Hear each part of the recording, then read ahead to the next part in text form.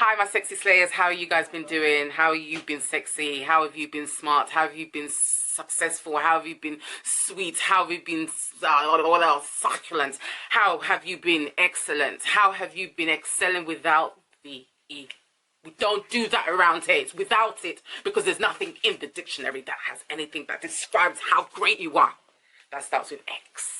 Okay, and then how are you being you guys? You've been slaying everywhere: your house, your work, your jobs, your business, your conglomerates, your school, your university. You're everywhere, you're slaying. How you been doing, guys? I've just seen that my camera is saying there's no memory. I gotta delete. So guys, let me just let you know, I'm doing parts 32, the last episode of Married at First Sight. They're at the reunion with the experts. That's it, guys. I'm gonna love you and leave you. Comment, like, share, subscribe. Okay, I'm gonna watch it now and delete some tingling as well. Okay, see you in part 1. Okay, guys, bye. I like what Sam said. She said, you know what? No, he couldn't handle me, because listen, I might have come into this experiment, but I'm doing good on the outside. You are going to come and bring value, and if you don't bring value, you can go. Between everybody's like, everyone's shocked, and Patrick's like, wow, so this is how you guys have been, and this is how you've secretly been affecting our marriage, because now we're getting involved in your marriage, because yeah, we can. That's what we're here to do. We're here, as Mel said, to speak our emotions. So that's what he shouted out from. He didn't say all that. I just had to. Anyway, guys, I'm talking too much. That's it. So now we're going to find out how they're going to justify what happened. See you in part 2, guys. Hi, guys. Yes, I know I look different. It is still the last episode of Married at First Sight, but I'm in different attire because it's a different time of the day.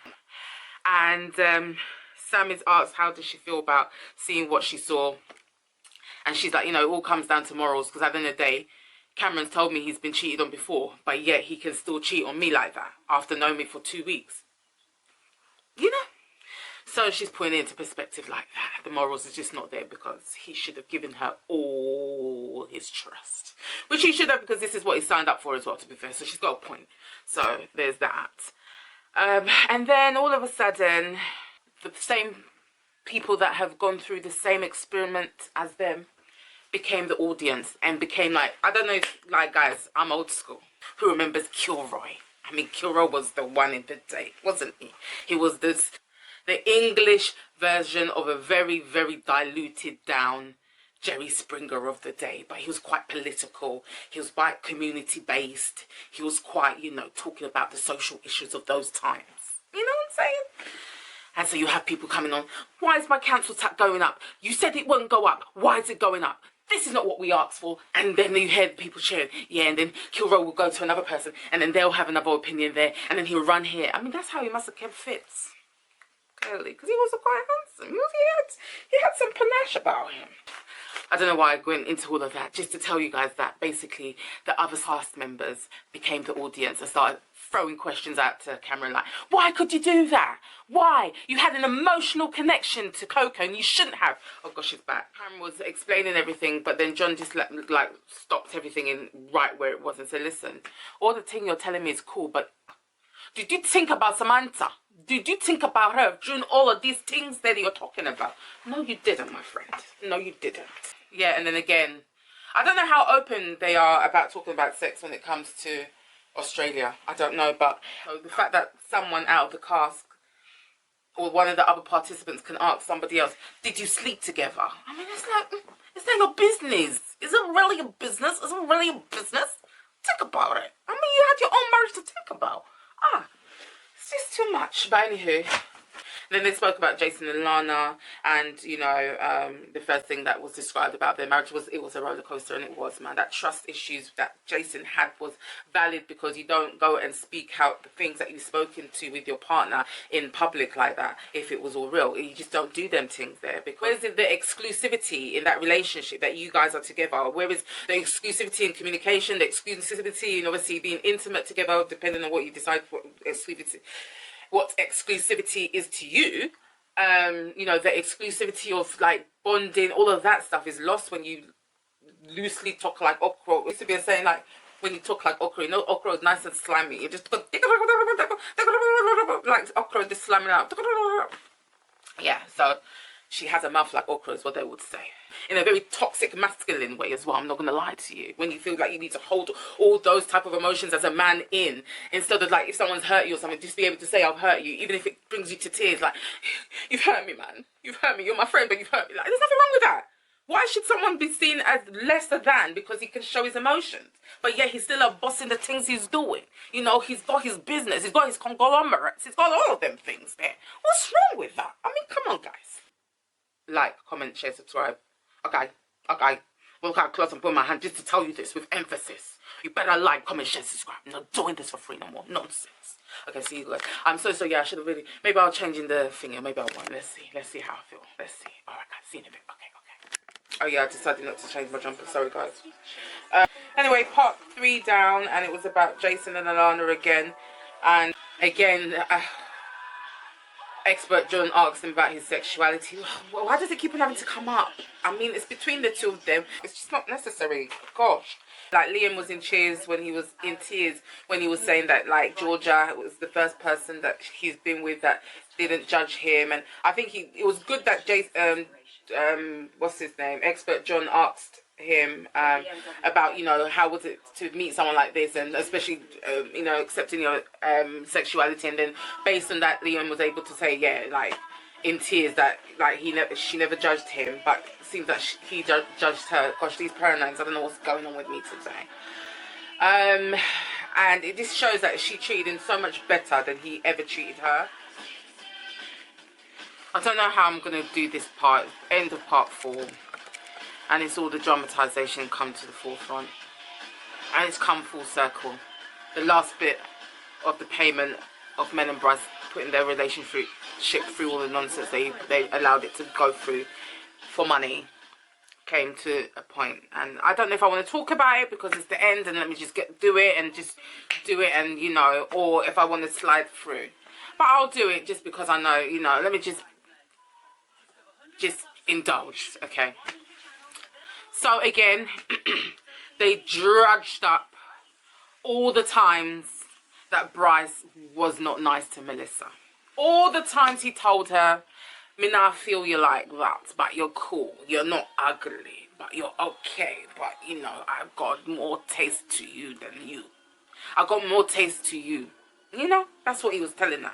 And he showed her in so many different styles. Guys, just go back. I'm not going to tell you what he done, but you'll see what I'm talking about if you go back to maybe episode 8, 9, 10 and whatever. You'll see. It seemed like the others, the other cast members, were laughing. They're sniggering, like the acting wasn't being held up and they were just laughing at certain parts of what they were watching. Because I've seen that quite a lot, like in all the different Married at First Sights, like when the different contestants are being interviewed, when they thingy over to the cast members, some of them are sniggering because the acting is just, they're not actors like that, but they're trying, you know? No, when John was asking questions, it looked like Melissa wanted to smile or laugh. That didn't look like a sad face talking there. It looked like a face that, yeah, I got paid to be here, basically. And they admitted that, you know, the gift thingy was the truth, and then everyone there was you see, I was right, and so they're finished now. So yeah, part 5 coming up, guys. Comment, like, share, subscribe. All right, bye guys. I'm gonna record this bit. Let me just pause and let me just tell you what's going on at the moment. Bryce has come on TV and said his friends who thought that they weren't recording, and the girl admitted that Bryce was actually lying to Melissa, and the fact is, yeah, there is a girl and he was going to get her a gift, yeah. Bryce is trying to say that those friends knew that it was still recording and they were told to do that. Who they were told to do that by, I don't know, but guys, he's an actor, but let's watch together. I actually want to watch this with you because I just knew something was going on. Hold on. Yeah, exactly. So you say they were acting? Is that what you want to call it? Yeah. Guys, I'll piss off, man. I'm going to change it. I'm sorry, I shouldn't have said piss off. Guys, I see in part 5. And looking back at all of that, it's really hard to watch because, you know, that's recorded, it's there. Guys, see in part 5, yeah. I'll see when I'm not even going to do the math. See in part 6. I'm sorry. Yeah, you lot can hear what's going on. They're just, Mel said, piss off. I'm happy in the relationship. Leave it. Okay. That's it. That's all the indulgement I'm going to do in this nonsense dramatization, because as you can see, there's been no sexual none of what I've been talking about, has there? What could I even add to make it a bit sexual? Nothing. I don't want to. I don't want to dilute what I'm learning to things that are not real. No offense. Guys, basically there was a bombshell right at the end. So anyway, it was all about Jake and Bex, and obviously they showed the background of how Bex was treating Jake like crap all throughout, and how Jake was just trying to work out how things could get better between the two of them. He was always trying, even though she'd be very demeaning to him in front of people and them things there, yeah. Remember on them things there? Anywho, apparently her dog was ill, wasn't it? And fair enough, it was ill from what she was telling us. But then she did a little bit of like a vlogging ting-a-lingy there. Yeah, she done it. So people wanted to see how it was for her with the dog, which was very weird, but okay, it's Married at First Sight, so let's just go with it. And then lo and behold, she's playing with her dog at one point, and then the camera scene just goes up, and then in the corner you can see Bex with a mystery man massaging each other's lips together like that. I like that. The girl that was accusing somebody of having a girlfriend, which was right anyway, she too has got a boyfriend. Yeah, guys. We weren't expecting it. I was like the cast members there. I was like, another actor. I found another actor. You know, because why would you record something at home, not edit it or not anything, just bring it and then just what? So now are we going to now see that she was shocked that it happened? Do you get what I mean? So guys, that's it. Part 5 that was. So going to part 6, we're going to now see what Bex has got to say for herself. See you in part 6. Comment, like, share, subscribe. Comment, like, share, subscribe. And I need to stop pointing. That's not the right way to do it, but I mean what I'm saying. Comment, like, share, subscribe, okay? Alright, speak soon. Alright, bye. Hi guys, part 6 down. I need to hurry up because I need to, Mother Nature's calling me, let me not lie to you. I've drank a lot of water today, let me not lie. Okay, so Becca was asked who the hell this guy is, and the first thing she said is it's her blood brother. And people are like, what? You kiss your blood brother like that? We don't believe it. And he's like, Nasa, this is not no brother of yours. This is not. And in the midst of them watching it, you can see Bex like smiling and grinning, like the acting was just not acting. She wasn't, you know. And then, again, the audience, aka their cast members or their counterparts, was the audience and chiming in again, saying, "That's not your brother. You kiss your brother like that? That's not your brother."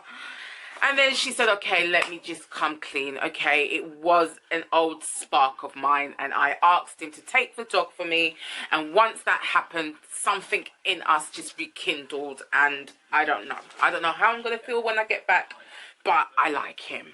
And Jake was like, no wonder we haven't had sex. This is the reason why, because you're still holding on to that. Guys, I've got to go. That's more or less it, though. That's the long and short of it. Jake walked out, Sam followed him. We're going to see how he, you know, calms him down to come bring him back. And that's it, guys. See you in part 6 or 7. Comment, like, share, subscribe. I need to go to the loo. Okay, I thought, you know what? No, I need to say some other stuff. So basically, you know, can you imagine that Bex has been accusing Bryce of this, that, and the other? Meanwhile, she's been doing her own tingling. And Jake's pissed off now. Don't blame him. That Jake looks really upset, but I'm not sure if it's acting. I can lie. That's quite traumatic. It was traumatic if it was real, yeah. You're right, Jake. It's okay, Jake. Don't cry. I told her about it fall over there. He's crying like he fell in love. Anyway, why am I even narrating? See you in part 7. Alright, okay. Comment, like, share, subscribe, guys. No long things. Alright. Guys, Johnny is just giving the ending bits of nuggets of advice and wisdom, basically. It's finished. Finally. I'm finished. And we wish you all the best. Wish you all the best too, Johnny boy. See you later, guys. Bye, guys. Episode 32 of Married at First Sight. The finale is done. And I made it through, guys, because it was a hard slog at the end. But it's done now. Let me pause and just say what happened, and then that will be it. I'll be looking for my melanated nation of revelation of relational programs. But anyway, let me just say. So, part 7, And Jake was really feeling nauseous as to what just happened, and he felt empty and shattered, which is understandable. It feels real. So there's that.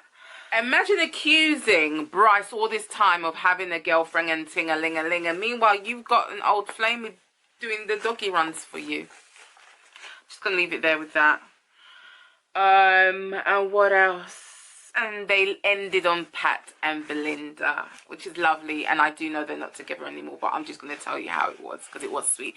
Showing all the background, you know, walk down memory lane for the other people then the audience, which is also their cast members, hadn't seen it. So they were showing how everything came about and blossomed into how it's been between Belle and Pat.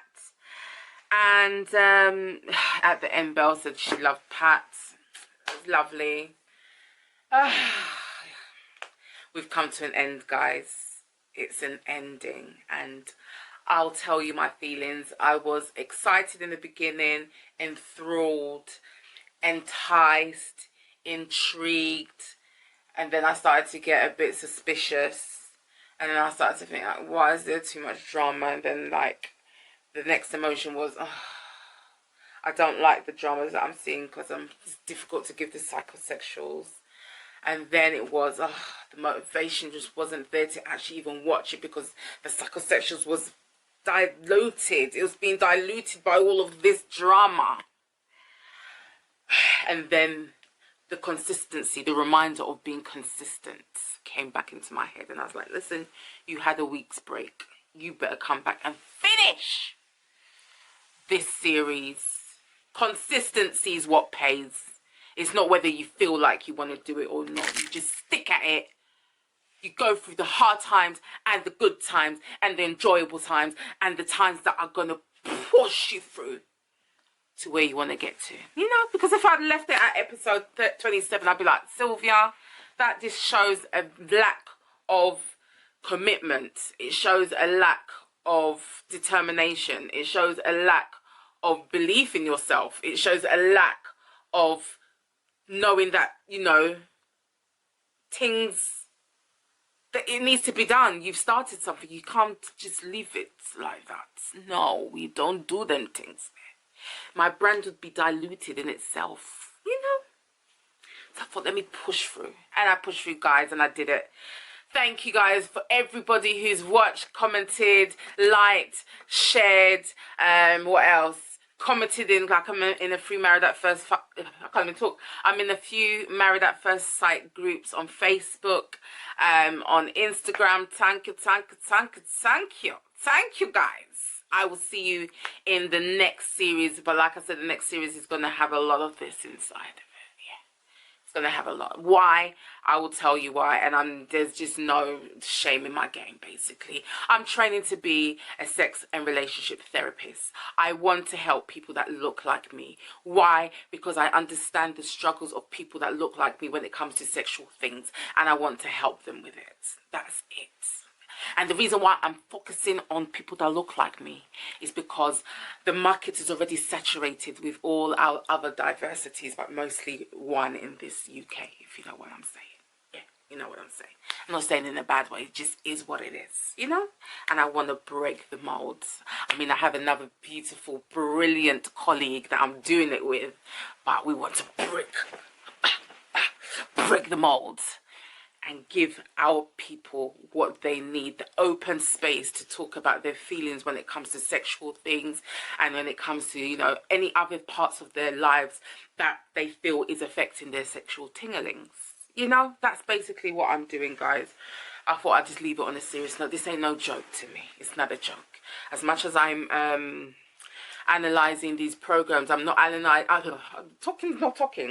I'm not analyzing it just for entertainment. I'm analyzing it for people to understand the different parts of human sexology and the different parts of human connections and the different ways that humans can connect through mental, sexual, physical, spiritual, so many different ways, but psychosexually, you know. So that's what I'm going to do, guys. I know there's a few, I've asked already, but I know there's a few programs that I can do. The only thing is that they've already started. That's the only thing. with the melanation in it, you know.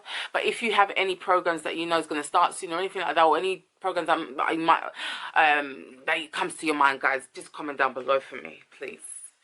Yeah, this is going in the Married at First Sight group as well. Feel free, those melanated ones in there, or if not, even if you're not melanated but you know of different diverse cast members that I can actually get into as well, because it was nice to analyze what I was analyzing, or watching what I was watching, or reviewing what I was reviewing.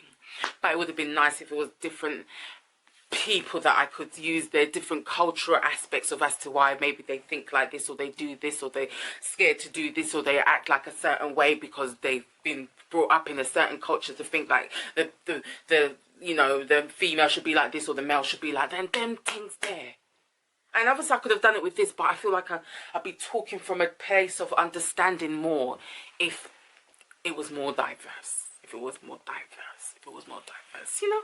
So guys, I'm going to love you and leave you. The next time you see me, I will be doing just that. Sex and Slave with Azamai, it's everywhere now. Instagram, Twitter, TikTok, Facebooks, and here, YouTube's, guys. But it's also here, as in Instagram, because this will be on Instagram as well. Okay, guys. Oh, it's been lovely. Come give me a hug. Give me a hug. I'm so sorry today. I didn't make no effort to try and do no dressing up like I did for the UK's one. I just wanted it to finish, and it's finished. We thank God. We thank God. I'll see you in my next series, guys. I don't know when it's going to be. I hope it's going to be before Christmas. If it is, all good. If not, have a good one, guys. Have a good Christmas. Not a caged Christmas. Don't have a caged Christmas. Especially when, you know, those people that were telling us to be caged were uncaged and raving it up. Don't do that to yourself, guys. That's the only thing I'm going to say. That's the only thing I'm going to say. Enjoy yourself. Enjoy the people you're with. Be fun. Be merry. Be joyful. Okay? On that day. And all the days of your life, actually. Not just that day. And continue to be sexy. Which stands for what? Smart. It stands for successful. It stands for sharp. The E stands for excellent. It stands for exquisite. It stands for... okay, I can't remember anything else. X. X is the special one of the whole of this sexy.